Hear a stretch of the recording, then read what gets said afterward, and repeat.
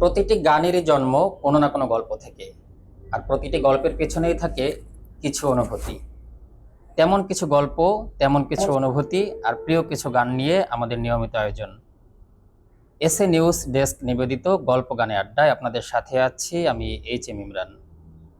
আজকে আপনাদের সাথে এমন একজন অতিথিকে পরিচয় করিয়ে দিব যার কথা, যার ব্যক্তিত্ব এবং যার গান অসংখ্য মানুষের ভালোবাসা অর্জন করে নিয়েছে। চলুন দর্শক কথা না বাড়িয়ে পরিচিত হই আমাদের আজকের অতিথির সাথে। আমাদের সাথে আছে আপনাদের সবার জনপ্রিয় শিল্পী, সবার জনপ্রিয় ব্যক্তিত্ব জান্নাত ইসলাম আপু। আপু স্বাগতম আজকে আমাদের প্রিয় অনুষ্ঠানে। কেমন আছেন আপনি? জি, ভালো আছি। আমরা জানতে চাচ্ছি, যেহেতু আপনি গানের মানুষ, গানের জগতেই হচ্ছে আপনার স্থান, গানের জগতে আপনি কিভাবে এলেন? এটা কি আপনার শখ ছিল, স্বপ্ন ছিল, নাকি ভালোবাসা থেকেই আসা হয়েছে? গানের জগতে আসা মূলত আমার আব্বু অনেক ভালো গান করতো।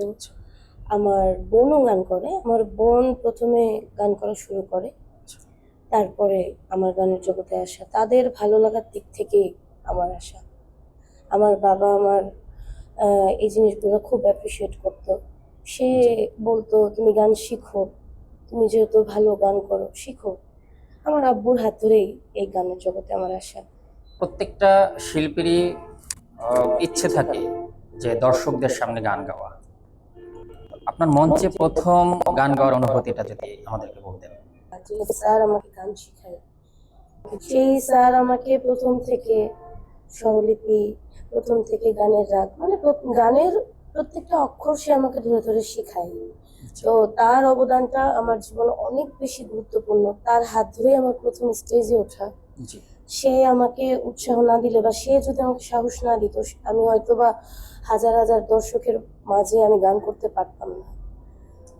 তার জন্যই এই আমার মানে গানের জগৎটা মনে হয় আরো অনেক ভালো সহজ হয়ে গেছে, ভালোভাবে আমি নিতে পেরেছি জিনিসগুলা, সবকিছু সামাল দিতে পেরেছি। সে যদি স্যার যদি আমাকে এত গাইড না করতো, হয়তো বা আমি এতটা ভালো পর্যায়ে যাইতেও পারতাম না, বা আমি গান এতটা শিখতেও পারতাম না। আপনি আমাদেরকে জানালেন যে আপনার গানের জগতে আসাটা একটু সহজ ছিল, কারণ হচ্ছে আপনার বাবার থেকেই আপনার হাতে খড়ি, তিনি আপনাকে উৎসাহ দিতেন। পরিবার থেকে উৎসাহটা আসলে প্রত্যেকটা মানুষের জীবনেই হচ্ছে একটা বড় জিনিস, বড় পাওয়া। তো সেক্ষেত্রে প্রথম যে মঞ্চে আপনি গানটি গেয়েছিলেন, সেটি কি আপনার মনে আছে? হ্যাঁ, মনে আছে। আমি অল্প কিছু গিয়ে শোনা। অবশ্যই। তোরে কিনারায় ফিরাইয়া ভাবি শুধু কান্দিয়া, যাবে কি এমনি দিল হাল রে দয়া, এভাবে আর চলবে কত কাল, আমার ভাঙা করি ছেঁড়া পাল, চলবে আর কত কাল, ভাবি শুধু একা বসিয়া। অনেক সুন্দর হয়েছে।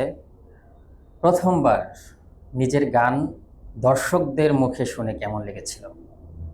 হ্যাঁ, অনেক ভালো লেগেছিল। আমার মৌলিক গান যেটা বেঈমান ছিলাম না রে, ওই গানটা অনেক ভালো দর্শকের পেয়েছিলাম। দর্শক ওইটাতে অনেক ভালো সাড়া দিয়েছিল। ওই গানটা এখন ইউটিউবে নাই, কিছু সমস্যার কারণে ওইটা নামায় ফেলা হয়েছিল। তবে ওই গানটা 10 মিলিয়ন পর্যন্ত গেছিল। তাহলে তো শুনতে হয় সেই গানটি, যদি আমাদেরকে একটু শোনাতেন। হ্যাঁ, অবশ্যই, আমি 2 লাইন চেষ্টা করছি। আমি মরলে তার কানেতে বইলা দিও রে, তার প্রেমেতে অন্ধ ছিলাম, বেঈমান ছিলাম না রে, মরার পরে একটা চিঠি দিও তাহার হাতে, মরতে মরতে বলবো আমি ভালোবাসি তারে রে, ভালোবাসি তারে। আমি মরলে তার কানেতে বইলা দিও রে, তার প্রেমেতে অন্ধ ছিলাম, বেঈমান ছিলাম না রে, বেঈমান ছিলাম না রে, বেঈমান ছিলাম না রে। দারুণ লেগেছে আপনার গান।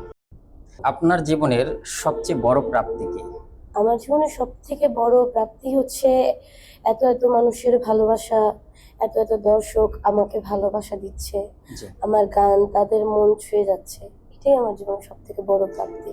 আসলে একজন শিল্পীর এটাই সবচেয়ে বড় পাওয়া থাকে, যে দর্শকদের মন জয় করা, দর্শকদের ভালোবাসা পাওয়া। স্মৃতি আসলে সবসময় সুখকর হয় না, কিছু কিছু সময় স্মৃতি কষ্ট হয়েও ধরা দেয়। আপনার জীবনে এমন কোনো স্মৃতি আছে যেগুলো মনে পড়লে আজও আপনি কষ্ট পান বা কষ্টের কথা মনে পড়ে? হ্যাঁ, আমার একটা উম, বাজে স্মৃতি বলতে পারেন বা খারাপ অভিজ্ঞতা, জি, যেটা আমি ইউটিউবে যখন কাজ শুরু করি প্রথম, এখন তো ইউটিউবে আমার মোটামুটি 35 থেকে 40টা গান আছে।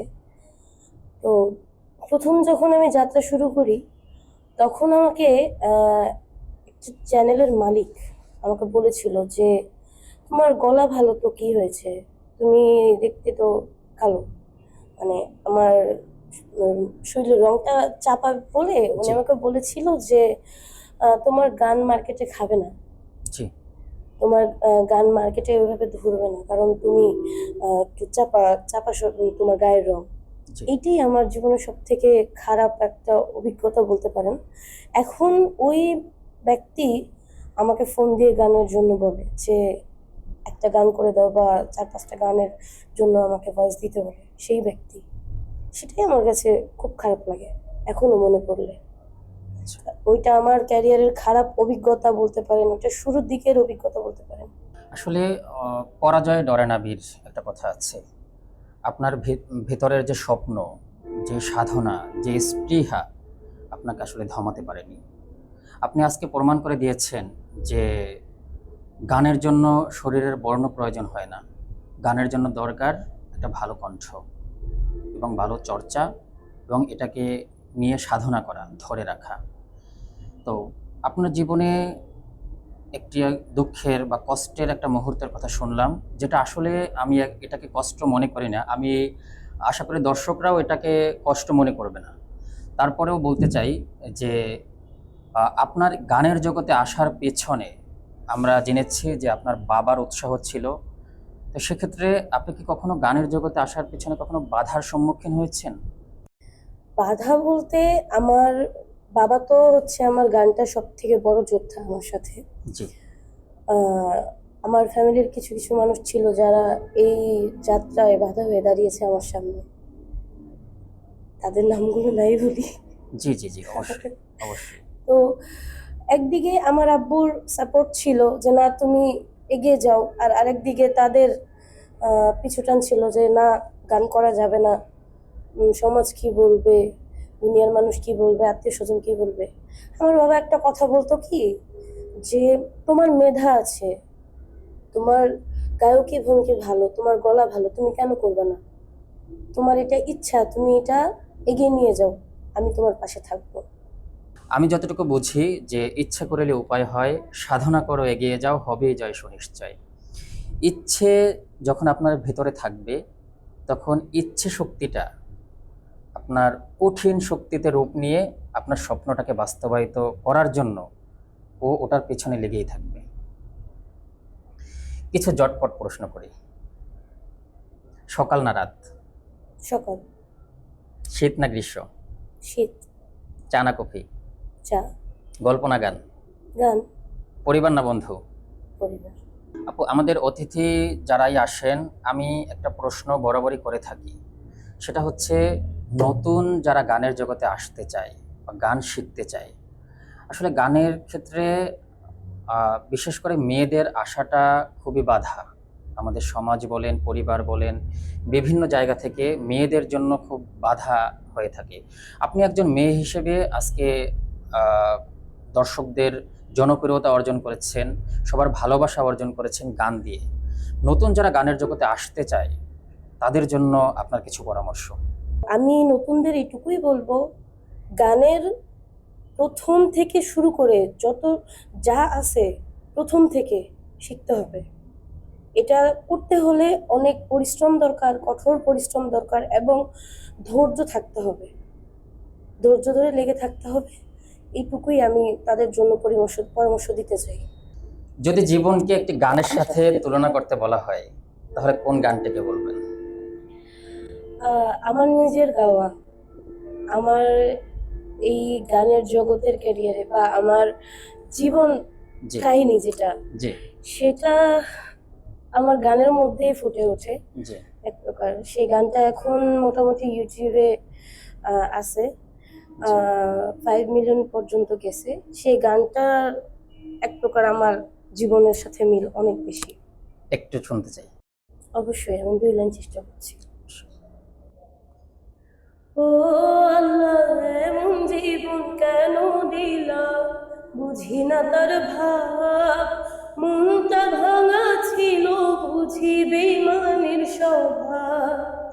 ও আল্লাহ, এমন জীবন কেন দিলা, বুঝি না তার ভাব, মনটা ভাঙা ছিল বুঝি বেঈমানের স্বভাব। কষ্ট পাইলাম বাসলাম ভালো পাইলাম না রে মন, কষ্ট পাইলাম বাসলাম ভালো পাইলাম না রে মন। আমার মন ভাঙিতে করলো বেঈমান কত আয়োজন, আমার মন ভাঙিতে করলো বেঈমান কত আয়োজন। চমৎকার একটা গান শুনলাম। আসলে প্রত্যেকটা খেলোয়াড়েরও একজন প্রিয় খেলোয়াড় থাকে। আপনি একজন শিল্পী, অবশ্যই শিল্পীদেরও একজন প্রিয় শিল্পী থাকে।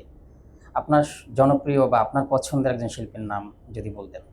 হ্যাঁ, অবশ্যই। উনি হচ্ছে বাংলাদেশের লালন সম্রাজ্ঞী ফরিদা পারভীন ম্যাম। তো আমি ওনার জনপ্রিয় একটি গান 2 লাইন করার চেষ্টা করছি। অবশ্যই। শুনিলে প্রাণ চমকে ওঠে, শুনিলে প্রাণ চমকে ওঠে, দেখতে যেমন ভুজঙ্গনা, যেখানে সার বারামখানা,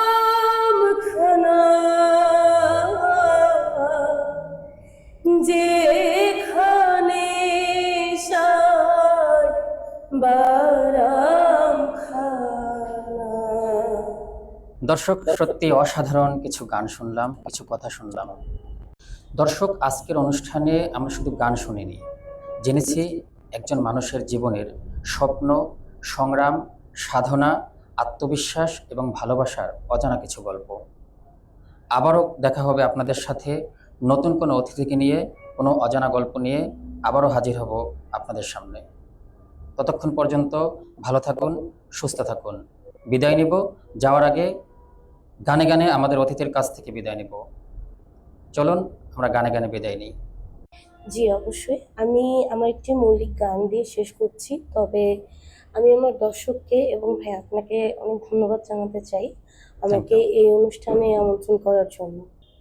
পাখি আমার উইরা গেছে পীড়িত বাড়াইয়া, পাখির মনে আমার জন্য নাই দয়া মায়া, পাখি আমার উইরা গেছে পীড়িত বাড়াইয়া, পাখির মনে আমার জন্য নাই দয়া মায়া, পাখির মন বড় বেঈমান, পাখির দিল বড় বেঈমান, পাখির মন বড় বেঈমান, পাখির দিল বড় বেঈমান।